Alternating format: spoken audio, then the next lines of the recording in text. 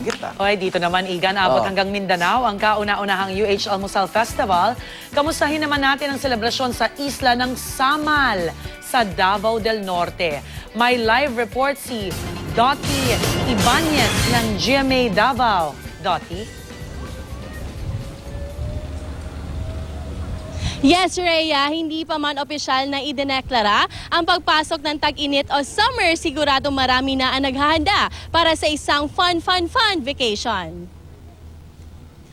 Dito sa Davao Region, kung malinaw na tubig dagat at pinong white sand ang hanap nyo, ang paboritong puntahan ng Island Garden City of Samal. Sakay ng motorized bangka o ferry, sa loob lamang ng ilang minuto mararating na ang Malaparaisong Isla. Ang beach resort and water park na ito nasa Barangay Kaliklik, Babac District. Para sa mga mahilig sa water activities, pwede rito mag-snorkeling, kayaking, jet ski, diving at wakeboarding. Tiyak namang mag-enjoy ang mga chikiting dahil sa child-friendly pools at Pirates Adventure Area na mayroon pang giant slides.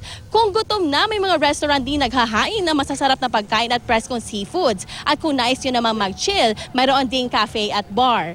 At pagkatapos ng isang araw na puno ng adventure, maaari kayo makapag-relax sa kanilang mga cottage at apartment na pwedeng-pwede para sa mga malalaking pamilya, magbarkada o para sa mga backpackers. Meron ding fire dancers na mag-e-entertain sa mga bisita.